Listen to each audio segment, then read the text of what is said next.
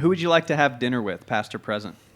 Past or present? You have to say Jesus, right? Is that the right answer? It's one of them. Okay.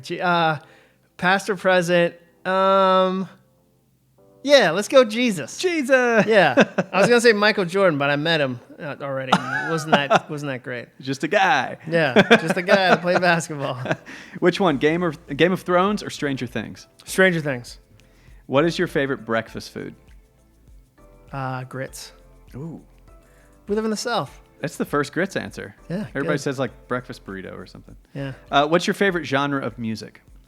Like ambient, I guess ambient, like techno kind of. Chill house is Chill what you house, want. yeah, exactly. That's what you're looking for. Chill house. My absolute peak. Yeah. It's on 24 hours a day. Yeah, good. Yeah, I love it. And it gets you in a state, doesn't it? Yeah, it does. You stay in this flow, thinking, does. thoughtful. Yeah, man, that's great. What is your favorite international cuisine? Sushi. Who was your idol growing up? Probably Michael Jordan. Oh, not Jesus? No, yeah, weird, John. I'm already having dinner with Jesus. Come on. What's your favorite candy bar? Favorite candy bar? I'd say Reese's Peanut Butter Cups or Cadbury Cream Eggs, which are the best. Both hard to beat. The caramel is useless. We already have the Rolos. We don't need a caramel-filled Cadbury egg. Yeah, it's back to your. Is there a spot in the market for it? No, it's not. Do you have a favorite season? Fall. I grew up in Massachusetts. Falls were amazing. What's your favorite childhood memory? I'd say probably like picking apples with my family in the fall in Ipswich, Massachusetts, or riding my bike to the beach. We lived in a town that was on the water on the North Shore of Massachusetts. It was like a postcard. Wow. Did you have withdrawals moving inland? Yeah, 100%. We bad. moved to Central Mass, which I love my friends, but like, I don't care who you are. When you leave like a place with a lighthouse, There's you're a like, magic that's a bummer. on the coast. Yeah, come on. There's something special there. Did you ever have an imaginary friend?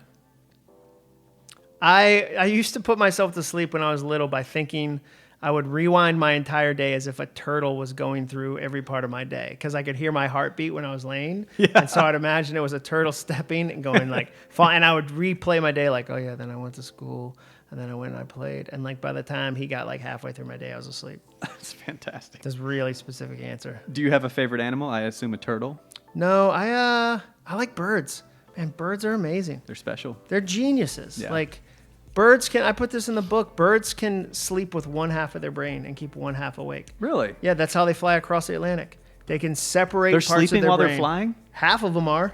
And same like when they're in a nest, they can turn off one part of their brain to stay awake for predators. Like birds are amazing. That's incredible. I'm glad I went to school today. Yeah. What is your go-to workout? Running. I love running. What do you never leave home without? Pants. Big on pants. I'm big on pants myself. Yeah. You know, I find myself every time I leave my house. A notebook. I have a notebook in my car in case I got here early and had time to write down ideas. So a notebook. That's cool. All right. Do you have a favorite superhero?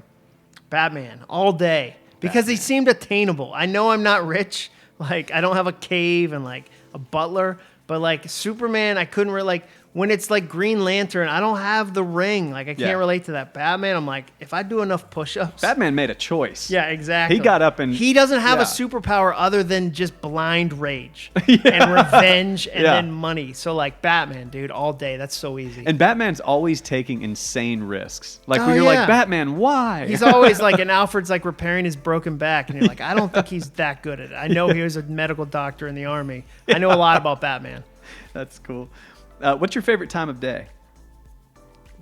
Like 5 p.m. End of the day, sitting on the back porch with my wife. Like, that's the best. Have you ever ridden in a hot air balloon? No, dude. I've never even been to New Mexico, where, like, New Mexico is made of hot air balloons. Oh, I was trying Santa to connect. Fe? Santa Fe Hot Air Balloon Yeah, Festival, of or course. Albuquerque. I don't know where they do it, but no, I haven't. Although we have some here. I see them every now and then. Would you ever? Yeah, totally. I would never. Never? No. Why? Because of crashes? It's going down. Like, I don't think it'll go down. When Would you I go, skydive? No. My Yeah, chute won't open. 100%. I would never skydive. No. What if your son, who's right over there, said, Dad, let me finish the sentence. Okay. He said, Dad, it would mean the world to me. Like, If you don't if you you would, dare. on my 18th birthday, Dad, No, he's if gonna you- do it. If you would skydive with me, it would mean the world to me, and I'd probably write a book and I'd dedicate it to you. And my life would go and on I a would whole never, new course. I would never do drugs. Like even as they legalize every drug, I will never do them. Yeah. For this moment, would you skydive with them? I'd be on the plane. Really? I'd skydive. Ooh, I wouldn't skydive. Don't you dare say it, son. You He's do drugs gonna. on your own accord. Yeah, he's gonna. regardless of my Yeah, choices. I feel like I'm contributing. That was question 23. That's good. Shit. Favorite board game? I like Risk, but I play it with one's my neighbor and his friend. Its name's Todd Smith. He's in this band called Selah, which is like this beautiful Christian band, but he is so competitive. Like he sings the sweetest, nicest music, but you get him on a Risk board and he and his buddy Dan. So like I like playing Risk with them, but man, they're competitive. Competitive Risk? Like They're really full into it. contact They Risk? grew up together. They're friends since like second grade. So it's one of those like Yeah. most dudes don't have a close friendship that long. And they do, and they're super competitive and they play Risk. So when you play with them, you try to get them to fight each other, but they usually just fight you Yeah. and then kill you.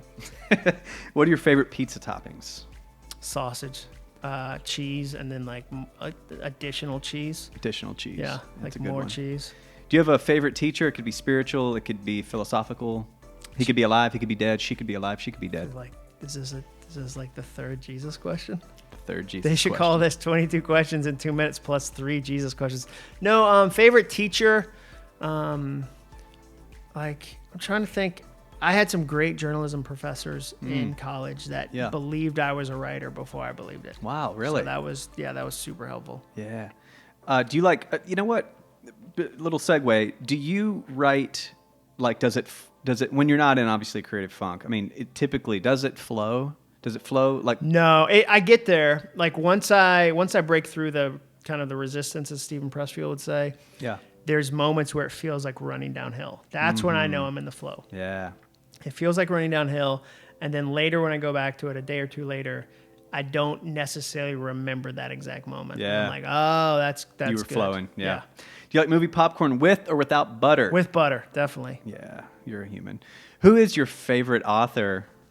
My favorite author? Asking an author his favorite author. I would have to say, One of. It's that's a bit much. to dude, say. Alexandre Dumas, Okay. Count of Monte Cristo. That's my favorite film and book of all time. It's in my top 10 fiction. Like I'm listening to it right now on audio, and it's amazing. And I've listened to that book. So I've read that book. And Have you listened to seen that the book. film? The one with Jim Caviezel. Jim Caviezel. It's okay. It's okay. Well- The end is different.